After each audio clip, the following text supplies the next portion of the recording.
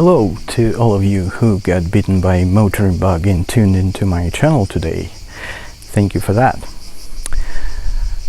Car World was always rather skeptical about our protagonist today. Very few would see it as a genius idea combining a comfort of a saloon car with functionality of light pickup in an off-road disguise at an affordable price. No, it's not that baby we're talking about, but hang on and you'll see.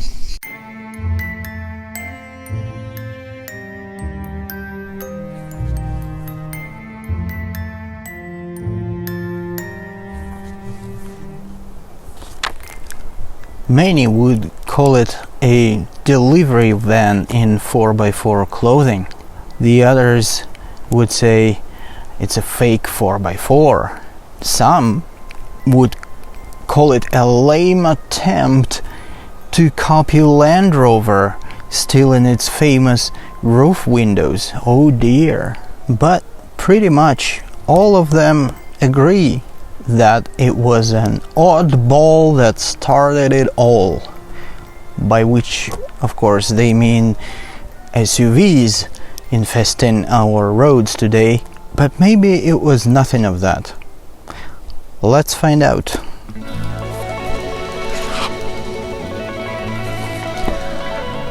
The birth story of a UV, utility vehicle, on both sides of Atlantic was basically the same.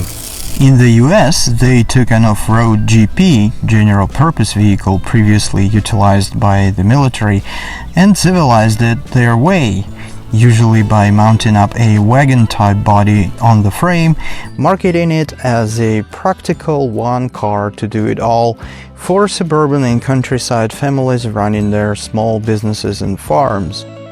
Later on, those who got closer to that American dream and could afford a visit to a trendy burger place or cinema in town were offered better comfort and luxury features in the same off-road wagon package.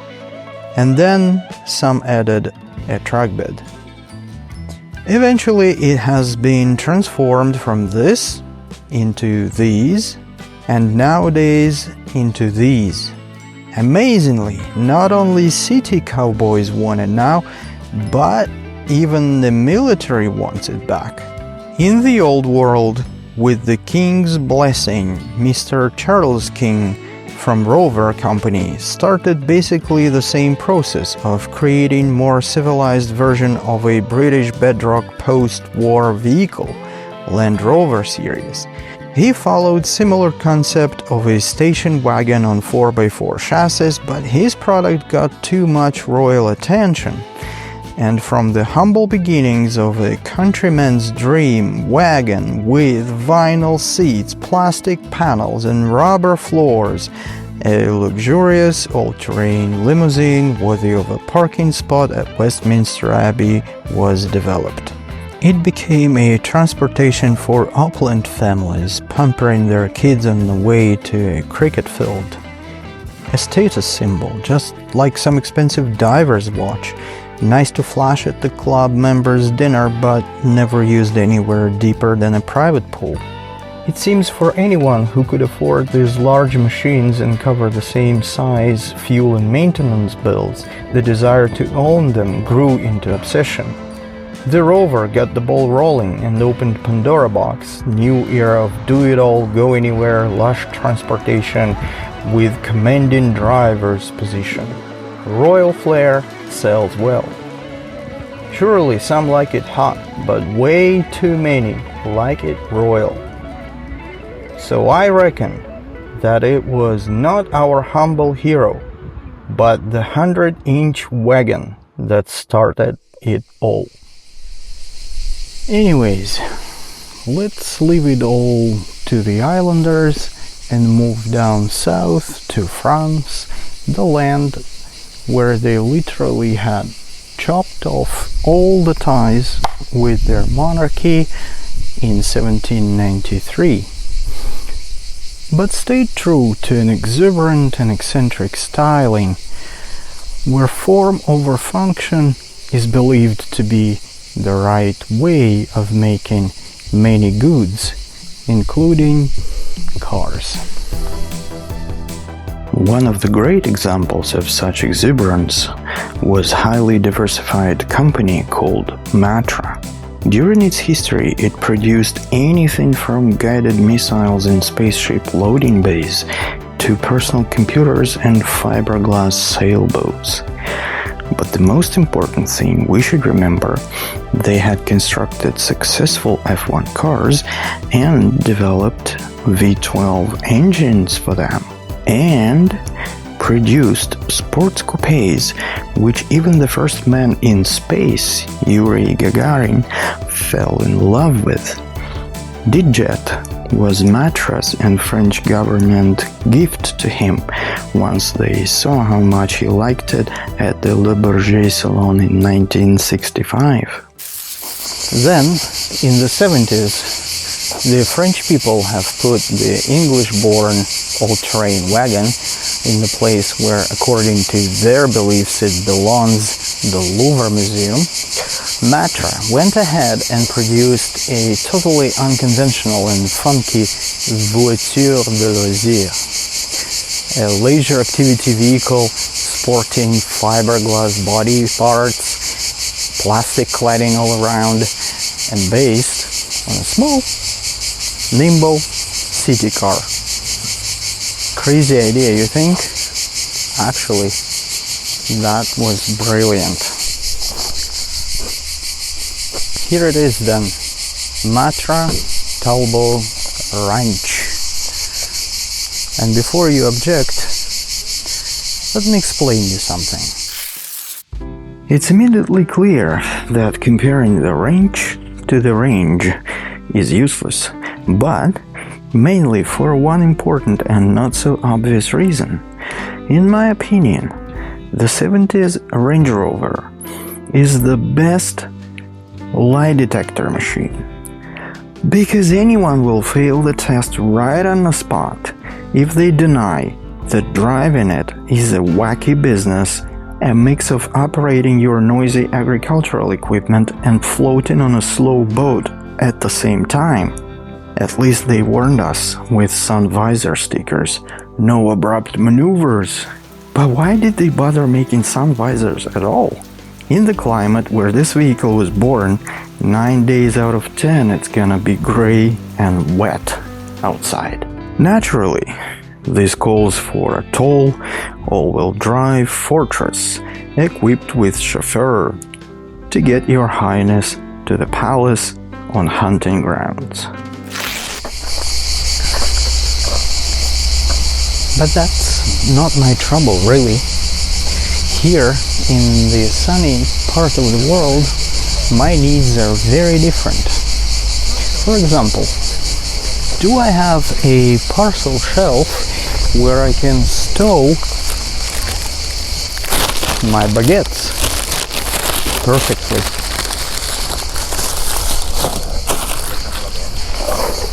Yes. Do I have a boot space to fit my tenting equipment,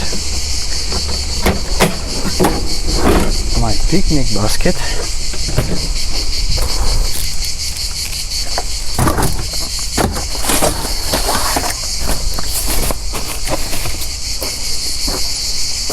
my guitar,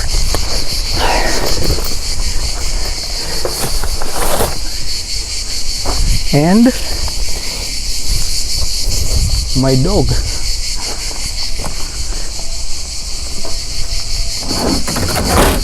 Yes. And most importantly, is there still any boot space left for a case of fantastic wine? Or maybe two?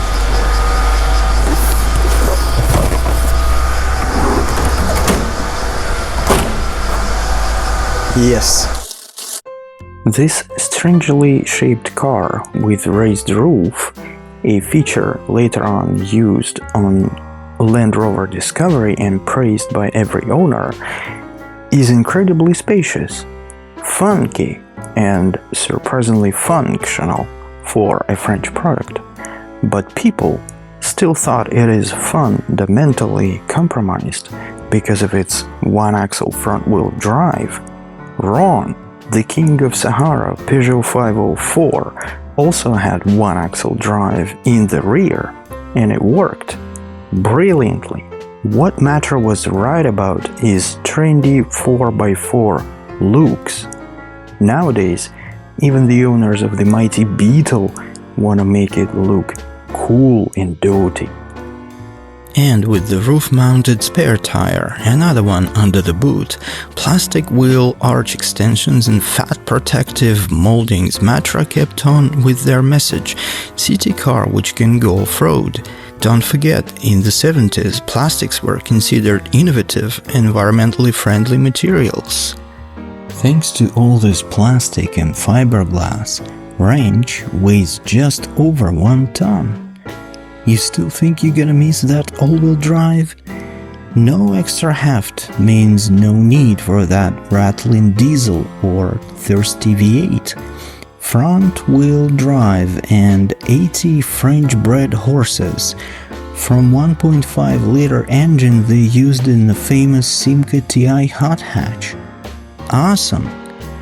You can bring a bunch of kids to school feeling absolutely at home on narrow town streets, but you'll feel equally confident tackling dirt roads on the way to your next leisure spot, not spending more than 10 francs on fuel.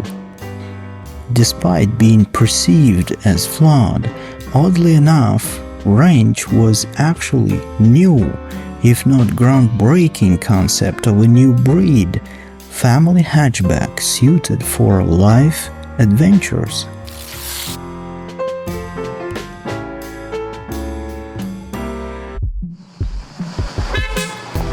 You see what I mean?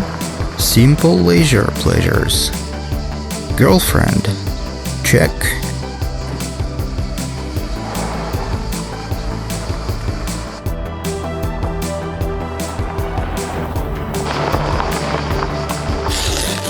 Magic 7 inches of ground clearance. Check. Cassette player stereo. Check. And a cool name as a bonus to add to its macho appeal. What do you drive, monsieur? Range. We are in the environment for which this car was born. What you can sense pretty much immediately in this car, it's not a Range Rover, it's not a huge, monstrous SUV, of course, because yeah, the platform that they used was a little Simca hatchback, and it pretty much goes like one normally for me. Yes, there is of course the choke and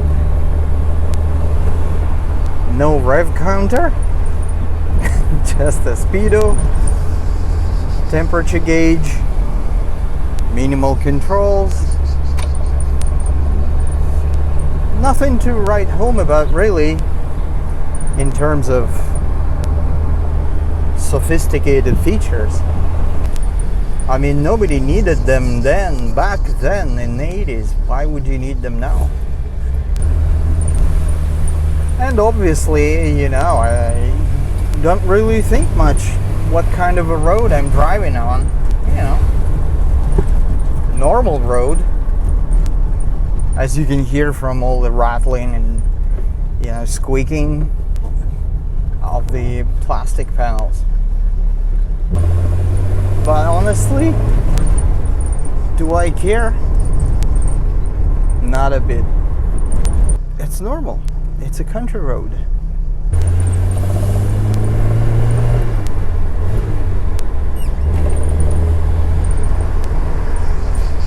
The engine is really peppy. I'm doing this hill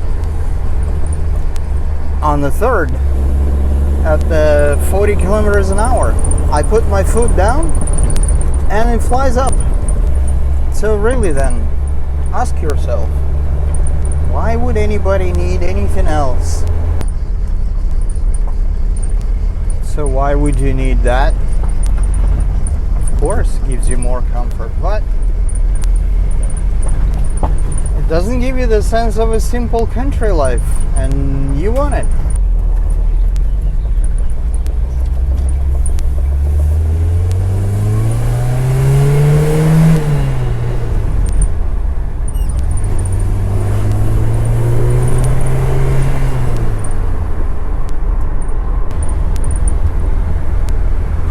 I would say here in this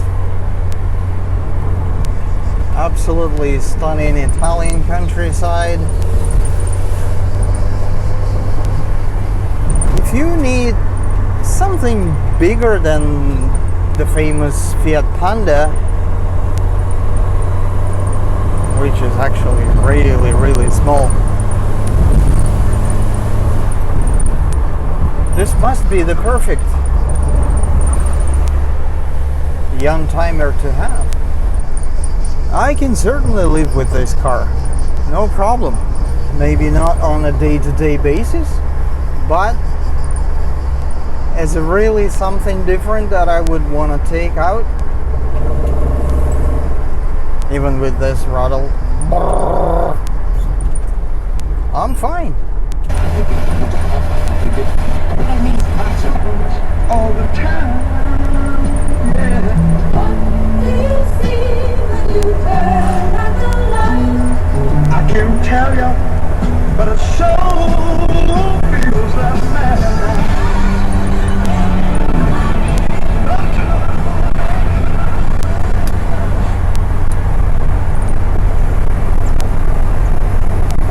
With the windows open and the radio streaming nice 70s music. One could wish for more.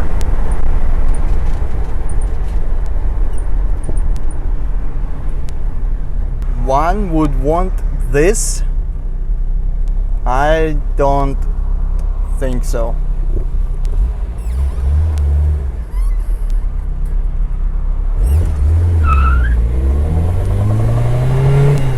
That's a peppy start.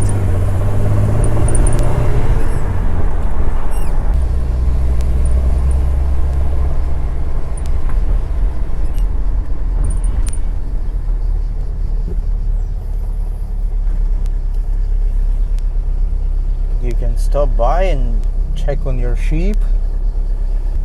Everything seems to be fine. Let's keep going.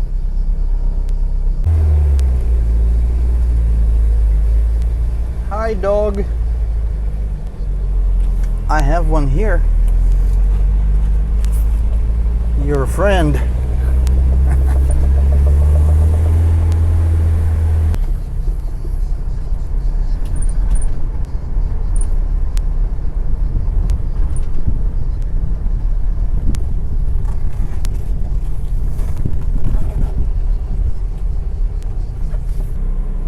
Okay, so the time has come to say some final words.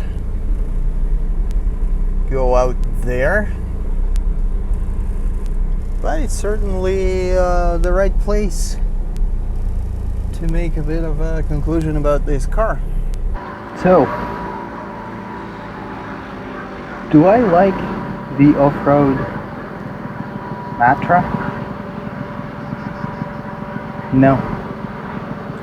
I simply adore it. It's a cartoon character that jumped out of the screen into the real life. I think so. And I really praise Talbot, Simca, Chrysler, Peugeot, whoever. But Matra, most of all, for being ballsy enough to produce this kind of vehicle. But love story, LAV story, has ended anyways in 1984. Because Matra's production facilities were retooled to produce yet another oddball. That one really started a new trend. Space Project Orange, or Espace. Even the drawings for that one was made on the orange paper with the orange ink. How come they were able to read them is not clear. What's clear though is Matra's engineering and marketing people were a bit ahead of time, and public was simply not ready to accept what is widely acceptable now. A lightweight, jacked up, front-wheel drive crossover vehicle. Does this make Matra a visionary? I think it does. So there we are then. If you dare to be different when you pull up to your next young timer meet, if you want to stand out on the road or be adventurous enough when you get off one, get the wrench. Being odd has its own benefits, you know?